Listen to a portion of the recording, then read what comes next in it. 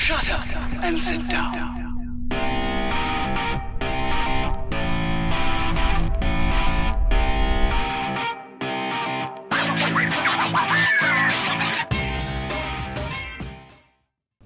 Greetings, fellow travelers. Oblix here, and today we're going to take a look at the ins and outs of immersive engineering. How y'all doing today?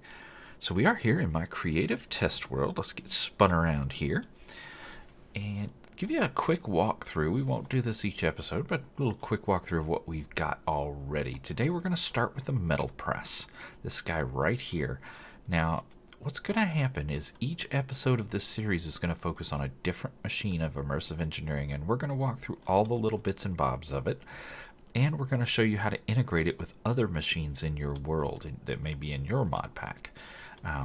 But some of the basic things we've got here in our test world, we've got a basic food farm. We've got some industrial hemp here growing. This is an immersive engineering plant you will need. Got a little oak farm over here because you will need some trees. You don't necessarily need oak, but you'll need some form of tree.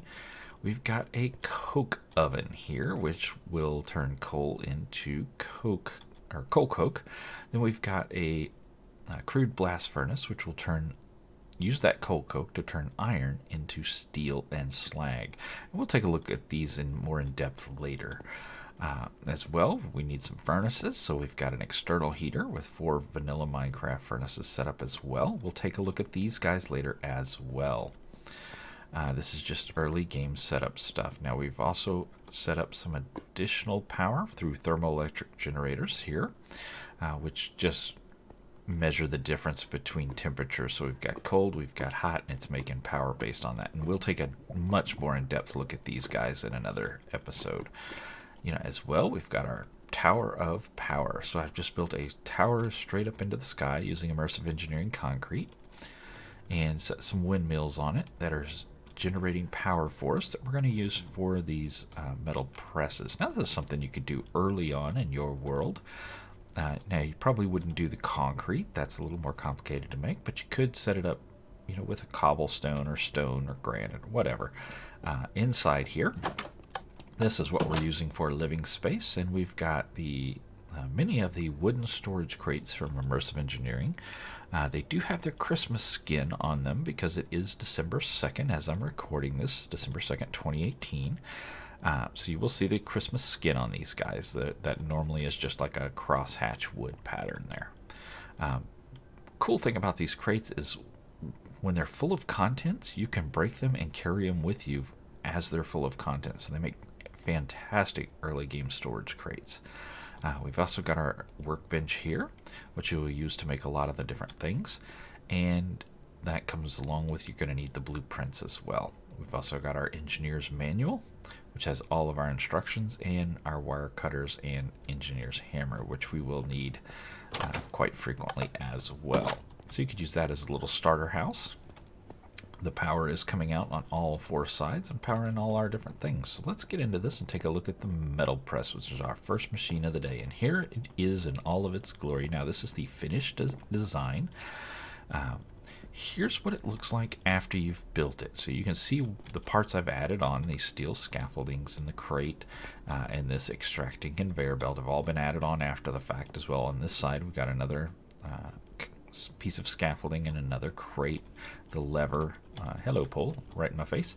The lever is added on down here. Now this is what it looks like as you build it. And this is what it looks like before you actually build it. So these are all the various parts. It is a multi-block structure, and these are all the different blocks you need to make it. So you need 2 pieces of scaffolding down here at the bottom layer, these 2 guys right here. Then you need a redstone engineering block right at the center bottom. You need a vanilla Minecraft piston above that, and a heavy engineering block above that. Then you need 2 conveyors, one right here and one right here, and they do need to be going the same direction. You'll see that this one is pointing that way, and this one is also running that way as well. You don't want them going inside. Now, one little trick, when you go to place this piston down, it may place down funny like this, and it needs to be pointing straight down. You can fix that with this hammer right here. Now hitting it on the face is going to actually activate the block, and it's going to look like this. But what you want to do, it won't right now because the piston's facing the wrong direction, but it also won't turn the piston. If you come around the side and whack the piston with the hammer, you see how the piston rotates? And you want it facing down, just like that. So if you're facing the wrong direction, just whack the side of the piston, and it will turn and face down. Now, as with all machines in immersive engineering, this hammer right here, this engineer's hammer, will activate the machine and turn it into this system right there. So we're going to whack the piston with it, and bam, there you go. Now you have another metal press. That's how they are built. Easy peasy lemon squeezy. So let's take a look at what this guy can do. So I've set this guy up. Now he's got a plate right here, which is the metal press, and this our metal press mold, and this is the plate. You have to put it on the underside with just a right click. To take it off, you shift right click and we'll take it off. And there are various different plates you can use. We'll take a look at those in a second. Now the reason I've added the scaffolding is just mainly for decoration. This crate here is going to accept all the items that this guy makes and give us a nice place to store it. And this particular one's going to make plates just like this. And it just lets the items flow through and go right into that crate as a nice place to store it. Now this crate is where we're going to put all the items we want this guy to make. And then this extracting conveyor will pull the items from this crate. So this crate's empty right now. It'll pull the items out of this crate and feed it into our metal press. So let's get some items. I just happen to have some in the crate down here. I don't know why I have this other stuff in my inventory. Get out of my inventory. So let's put our steel ingots in here, and you'll see they start to feed out. And then you get this really cool animation. One of the things Immersive Engineering does really, really well is the animations on all of their machines. It's very, very cool looking. Pretty good sounds too, I gotta say. Now one thing about this extracting conveyor, it does feed items pretty darn fast. You can see it's already put all 32 of them right here, and they're waiting to go into the machine. So long as your machine holds up with power and can produce fast enough, it'll be fine. But if you were to put like 5 stacks of items in here, there would be 5 stacks of items just piled up here. That can cause you a little bit of lag, and your items can start despawning before the press can actually get to them. You may want to slow this guy down. One of the ways to do that is with a hopper. If you replace this guy right here, and we'll do it on one of these other machines, replace it with a hopper and your crate. The hopper feeds slower than the extracting conveyor belt, though the extracting conveyor belt looks a lot cooler, let's be fair. You know, with the little dangly bits down here, it looks very, very cool, like something you'd find in the airport. But as you can see, it's making these steel plates, and it's just dumping them into our crate for us. There's 23. You'll see 24 here in just a second. Boom, there you go. So that's what this guy does. That's his whole job in life. Let's take these off so he'll be quiet. But that's what he does. Now, if you put a lever down here, and it doesn't have to be a vanilla one, it could be the Immersive Engineering one, this will turn the machine off. It will still... The extracting conveyor will still feed the items, and it will queue them up. You know, as you can see, that one's just sitting there, but it will not take it into the machine because the machine is off. And this won't despawn, it'll just sit there, but anything above it will. And then as soon as you turn it on again, it'll start. And you can stop it partway through the process if you so choose. If you want to leave it in the down position just because you think it looks cool or whatever, or a partway position, you can. You just have to be a little quick with your switch. So we were talking about plates. There are a bunch of different plates, and here they all are, besides that metal plate. And we've already looked at the metal plate there, and it does make just metal plates. There's all these different ones as well. So there's the gear, the rod, the bullet casing, the packing 2x2, packing 3x3, the unpacking, and the wire. We're going to take a look at each one of these individually. So we're going to start with the gear. Now, gear can be several different metals. We're going to use iron. If we pop that guy on there and we just toss some iron on here, absolutely nothing happens. Was it not an iron gear? Oh, no, it was more than one, wasn't it? Yeah, it was 4 iron. I forgot about that. 4 iron will get you a gear. Now you could do this, if I remember right, you can do it in a crafting table as well. This is just a way to automate the process. And you'll see how to tie it into, you know, your storage system later so that you could automate gear production with that system. So we'll put these in here. We'll take this plate off. Remember, shift right click takes that plate off. We're going to look at the rod. Now the rod only works with this HOP graphite ingots. And these are used in the arc furnace, which is another big immersive engineering machine we'll take a look at down the road. So if we put these guys in here,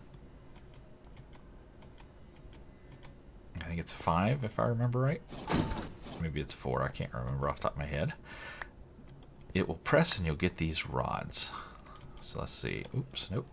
Get on there. 1, 2, 3, 4. Yeah, it's 4. And it'll press those into this rod. Now these are the half integrity rods, if you're familiar with them. To make the full integrity rods, there's another process. But if you want to make the half integrity rods, it's 4 of these HOP graphite ingots along with this rod press. So that is what that is for. We will pop these back in here and we'll take a look at the bullet casing. Now there are some guns within Immersive Engineering that you can make, and to shoot them you will need the bullet casings. So just pop the copper on there, and this does need to be copper. And you get 2 casings for each piece of copper, and it will just press as with everything else. Easy peasy. And this can be automated as well. So that is that. Let's pull this plate off, and we're going to look at the press mold packing 2x2.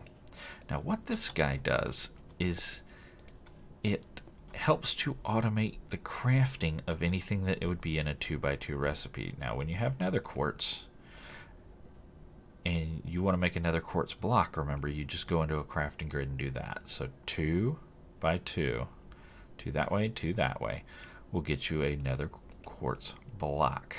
If you want to automate that, you use this 2x2 press, and you can just take 4 pieces of nether quartz and lose them. Where did they go? Hello? Don't know where those went. Vanished into thin air. Anyhoozle, it will create a nether quartz block out of 4 to get on there. 1, 2, 3, 4. There we go. It'll come down and craft it into a block. So basically it's an auto crafter, but only things that are in a 2x2 recipe. Pretty cool.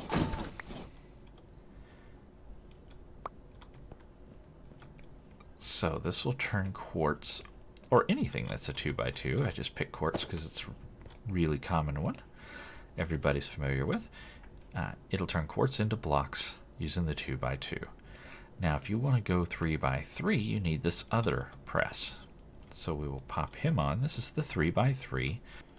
Alright, I'm going to take these nether wart and we're going to put them on our machine with our 3x3 press, and I'm just going to drop them right on here, like so. And you're going to see it's going to turn 9 of them at a time into the nether wart blocks. And you see why we put the crate on the end of that one, because it just kind of spits them out to the side like that. And we don't have enough nether wart. We only had 5 left, so it couldn't make a block out of that. So that's why it didn't do anything with it. But there you go. You can do 3x3 crafting recipes as well. It does have to be all the same items. So let's pull this guy off. Now, if you have items that you've crafted into a 3x3 and you want to uncraft them, or a 2x2, you can use the unpacking mold. So if I take this wheat, which we all know is just 9 wheat, or hay bales. We all know it's just 9 wheat. We drop it on there. It will unpack it into the 9 wheat. So if I pick that up, you see 9 wheat right there. So it's a good way to turn items back into the original long form of the item.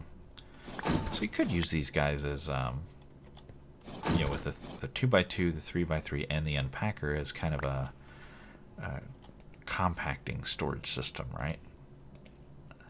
Now you may ask, can it work with a quartz block? Because you normally can't uncraft a quartz block. Well, let's take a look. The answer is no. If you can't uncraft it in vanilla, you cannot uncraft it here. So you can uncraft hay bales, which is why that works. So, last thing we're going to take a look at is the wire press, and we're going to use Electrum for this because Electrum wires is the mid-tier wire for Immersive Engineering. And we're just going to pop one on there, and you'll see it come down, smooshificate it. But instead of one wire like you would get if you use the wire snips inside the house, you get 2 wires. So it's more efficient to use the machine than it is to use the hammer and the wire cutters. So there we go. So if we take a look, actually let's just run into the house real quick. And we grab these wire cutters. We open up this crafting table. If you take a hammer and you put a piece of Electrum in there, you get a plate. Okay, if you take that plate and put it in with some wire cutters, you get a single wire, just like that. But you saw our machine, plus you take durability on your tools. So you see how that's now got a durability bar on it? So it will eventually wear out the wire cutters, and you'll need to make more. Plus, you only get 1 piece of wire, versus if you use this guy, you get 2 pieces of wire. So every time you run one of the ingots through, you're going to get 2 wires. So it's much more efficient use of your material, your resources. So if you can make this machine fairly early on, it's definitely a good idea. So we looked at how to make it. Now, on Immersive Engineering machines, the red dot is where your lever's going to go to turn it on and off if you need it. You don't need it. You can see we've been using this machine, and it does not have one, and you can put it on either side. Doesn't matter. It's only if you want to turn it off do you need the lever. You know, if you don't want to turn it off, that's fine. Now, also on Immersive Engineering machines, the gold dot is where power goes. You see this guy's powered from the top, and this guy's powered from the top. So anywhere there's the gold dot is where those go. Now make sure when you're trying to power them, you're using connectors. These guys right here, the darker brown. Don't use the relays, these lighter brown. These let you string wire along in various places and allow for multiple connections. These guys only allow for 1 connection and transfer the power into a machine or device. So they're a little bit different. So you want to make sure you're using the darker brown. Now it doesn't have to be the MV wire like I'm using here, or the MV connector. You can use LV, which is the low voltage, or HV, which is the high voltage. Yeah, I'm just using the mid voltage here, but you can use either of those. So here's all the parts, like we were saying, that you'll need to make this guy, and we can make another one together real quick. You'll need the scaffolding, the redstone block, a piston, 2 conveyors, and a heavy engineering block. You're going to need some wire coil, and you're going to need a wire connector like we were just talking about. And if we stand here, we're going to start with the redstone engineering block in the middle. Now you're not going to see it disappear out of my inventory because I am in creative. Actually, we'll switch back into survival just so I can do this with blocks disappearing out of my inventory. So we're going to lay down the redstone engineering block. We're going to lay the scaffolding on either side. We're going to lay the piston, and again, we don't care if it lays down in a funny direction. That's fine. Now, one thing about scaffolding is you can climb up it like if it were a ladder. So you see, I'm just walking forward. I do not have step assist turned on.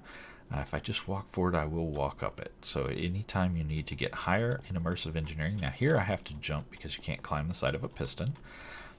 But if you need to, get up to the tall end of something, you can just drop some scaffolding down if you have it. We're going to put the heavy engineering block on top. Now you notice I've placed everything else from this perspective, but I've placed this guy from this perspective. It doesn't matter. You can place it in any way you want.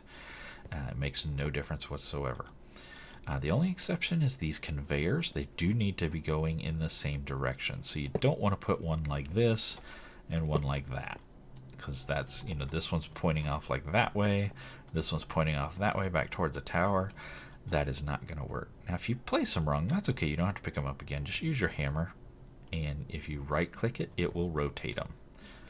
It rotates 90 degrees until you get it all the way you want it to go. Now I could run this one the other way. That would be fine. See, all of these guys are pointing that direction, but this guy's pointing that direction. That's perfectly fine. We are going to have to rotate this piston so that it's pointing down. It kind of pretends to be this little pusher here, which is pretty cool. We can, remember, hit the side of it, right click with our hammer, and we're going to rotate it all the way to the down. Now it's straight. We bap it with our hammer, and now we've got one that's running this way. All of our other ones are running this way, but this one's running this way because of the direction of the conveyors when we put them down. We have our little red dot here for a lever if we want, and we have to put some power on this guy. So if we just jump up here, we can jump on top, put our connector, not a relay, and then we right click the wire onto the connector, right click it onto a relay that has some power going to it, which this one does. You see it going all the way back into the house there. It's getting power from the windmill and from those generators over there. And now this guy's powered and he's ready to work. We just need to put a plate on him and feed him some material. You could totally deck him out like this guy if you wanted to. But one of the ways people like to use it is they like to connect it to their storage system. And I've been asked in other tutorials, hey, could you show us how to connect these to a storage system? So I'm going to show that here. Now the two biggest storage systems in most packs, the one you'll find one of these in virtually every pack that exists. You have refined storage here, and you've got applied energistics here. And what I've done is just build a very basic setup with a controller, a creative storage block, and an auto crafting setup on the refined storage system. And basically the same thing on the applied energistics. Got a controller, a creative power cell, a crafting setup, and a disk. So we've got a 64K disk here for some storage, and then some panels to access. So we'll start with refined storage. Now what is happening here is we've got a pipe going out, and we're going into a crafter. Now this is the auto crafter from refined storage. It lets you craft things automatically. The crafter does have to be pointed up. I am going to flip back into creative here so I can show you. I don't want to make this into a refined storage tutorial, but I do want to, whoop, hello, let's click the right thing. I do want to show you, this guy has a direction. See how it's almost like an arrow pointing that way? The side with this right here is the side that needs to be facing into the machine. When you set it up on a cable that's connected back to a controller, it will light up blue. You get the blue dot around the black frame. That is what you want it to be pointed into this crate. So if I take the crate away, you see the blue dot right there. You want that pointed into the crate because that's where it's going to do the work. Just want to show you that real quick. Get those out of the way. Now what we've got over here is, and we'll go down a level so we can see, we've got an importer which is going to pull items from this crate and import them into the system. So we've got a cable connected to an importer. Nothing fancy about the importer at all. Just place it down. Doesn't need any special settings or any such thing. And that all has to be connected through cables back to, any connected piece of refined storage equipment. Now inside the crafter, I've got a pattern. That pattern says 1 iron ingot equals 1 iron plate. So I've set this guy with this metal press mold plate. So we're going to be making iron plates. I am using creative power, so just like we're powering over there, only we're just using a creative energy source there, nothing fancy. Now this is our patterning grid. This is where you define how to make the patterns. So what we've told it is we're going to process one iron ingot and it'll give us one iron plate. You put in some blank patterns here, you push down, and now you've got the pattern that can go into the machine. It does have to be on processing for machines. Now here's what this is the crafting grid, so this is what's being stored in the machine right now, and I'm just going to dump that there to get it out of my inventory, and as well as all that nonsense. So you see we've got some iron and some steel ingots and some plates. So I can make a new pattern for a steel plate, which we do not currently have in our machine over there. If I come to the crafting grid and I clear it out, again, we're on processing. You notice it looks different if it's not on processing, so it does need to be on processing. I'm going to say one steel ingot, and it doesn't consume it, it's just using a picture of it, equals one plate. I do have to have a plate in my inventory. I'm going to say, I have blank patterns here. I'm going to say create that and bring it down. Now I can clear this and I can dump these guys back into my crafting grid like so. I'm going to come over here and I'm going to put that pattern in the machine like so. And you see it looks like a steel plate and an iron plate. Now what that did is it made it so if I pull this iron plate out, you can see I have two items that have the word craft on them because I don't actually have any in the inventory, but I can make them, both steel plates and iron plates. And the way you do that is simply click. So if I say I want 10 steel plates and start, it's going to say, okay, to craft 10 steel plates, I'm going to need 10 steel ingots. And I have all those because none of these are red. If they were red, I wouldn't have them and I couldn't use it. I hit start. If I look over here, we see that they're all queuing up here. And I'm in creative, I could jump up here. What am I doing? So you'll see it spit everything into this crate right here. The extracting conveyor dumped it out onto the conveyor belt. Again, you may want to use a hopper to slow it down a little bit. So if you're producing 128, that's going to be 128 ingots sitting there that may not be helpful to you. So using a hopper may be better. But then it's just going to process all of those. It's going to dump them in this crate, and you see the crate, they instantly suck out because of that importer down there. Now if I come over here and look, we've got 10 steel plates. Let's say I want, well, 5 iron plates. I say 5. It's going to use 5 ingots to make 5 plates. I hit start, and you see all those are just dumping out right there, getting processed, and again going into the crate and getting sucked back into our storage system. And they're going so quick you can't hardly see it. But you will see in our storage system the numbers slowly climbing up. We're at 4, and there's our 5th one right there. So that's how you can set up auto crafting with refined storage. It's almost identical in Applied Energistics, the same basic setup. The difference being we've got this guy, which is an Emmy Interface. It's basically the same thing as this crafter. It just looks a little different. So it's a device you can plug onto a crate and you can put patterns into it. So we've already got the iron pattern just like we had with the other one. And then on the other side, we've got the Emmy import bus. So this is what's going to suck the items in and import it into the system. So if we look at the crafting grid, or the terminal as it's called on Applied Energistics, you can see we've got iron and iron plates. We've got steel ingots and steel plates. If I pull the iron out, you can see we get the same kind of craft ability, but we won't have that with steel because I haven't created the pattern for it yet, as we saw. So let's go ahead and create the steel pattern. If I come over here to our pattern terminal, notice it looks very similar to the one we just looked at in refined storage. You do want to make sure you're in processing. Again, just like with that one, the crafting with the crafting grid, it's not where you want to be. Notice it looks a little different. You get 1 output instead of 3. If I go to processing, I get the 3 outputs. That's what you want. And again, I'm going to say take 1 iron ingot and 1 steel plate. Or I'm sorry, yeah, steel ingot, not iron ingot. Plug that steel right there in the middle. Again, it doesn't consume it. It's just using it as a placeholder. And 1 steel plate. I want to have some blank patterns. I want to encode that, bring it down here, and I want to put that over here on this Emmy interface.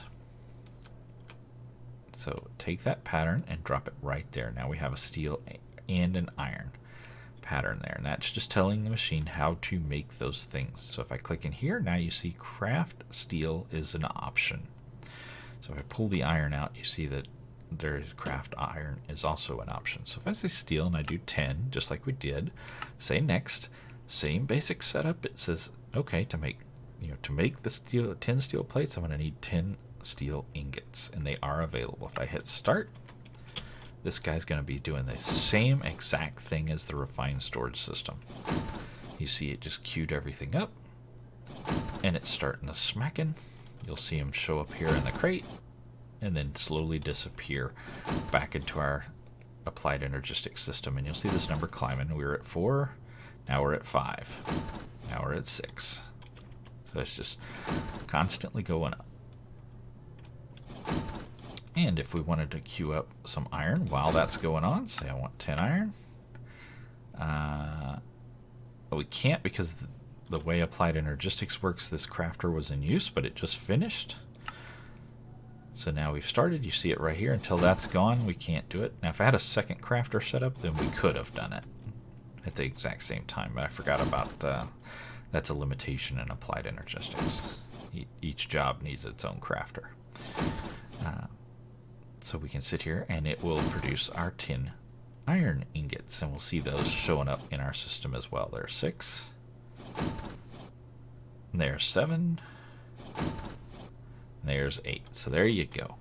So that is using the metal press from Immersive Engineering with both Applied Energistics and refined storage. Hopefully that helps some of you guys out. Now you don't have to just do plates. Any of those metal presses or any of these these metal press molds will work. If you wanted to tell it, hey, 9 nether wart equals a nether wart block using this 3x3 packer, and you put the 3x3 packer up here and you put in a pattern that says 9 nether wart equals a nether wart block, then you could add, and as long as you had nether wart in your system, you could absolutely craft nether wart blocks using this. Or you wanted to turn hay bales into hay, you could do that too using the unpacker. So any of those molds will work with these setups right here. Again, very basic setups. You could get a lot more complex. I would probably, in a real world chain, while this, extracting conveyor belt looks really cool, I would probably change that with a just vanilla Minecraft hopper, just to slow things down a little bit. That way it doesn't bog down the system and keep a whole bunch of stuff just sitting here waiting. All right, so one way to control the flow through this extracting conveyor belt is with redstone. So you can see here I've got a redstone lamp. It doesn't have to be a lamp. I just have it so we can see if it's on or not on. And a redstone lever. Now I've got 64 ingots sitting in here. So you're going to want to set up some form of a timing circuit that controls the flow of items through this extracting conveyor belt. I'm just going to kind of do it manually here with my hand and this lever, but you could put most packs have many forms of redstone clocks that you could put in there. That's a single block that acts as a redstone clock. But you could also just build a vanilla Minecraft clock as well. And if I turn this off and turn it back on, you get one item out. And you just keep doing that. And that'll keep the flow of items reasonable, so that if I just turn it on, you see they just start piling up like that, and we don't want that. So you just want to feed it one item at a time. Now you can also do that with a hopper. Same kind of setup here, but you can see it's just not as pretty. That's a much prettier setup. With the vanilla hopper and our same redstone lamp and lever, and then our crate with a bunch of items, you can do the exact same thing. Now, one thing with a hopper, you do need an extra piece of conveyor. So you'll have to add an extra piece of conveyor to your machine and then point the hopper into that extra piece of conveyor and you'll get the same thing. But I do think that's going to do it for this episode. I sure do appreciate you guys coming to hang out with me as we take a look at the metal press from Immersive Engineering. And until next time, guys, get out there and make some noise. See ya.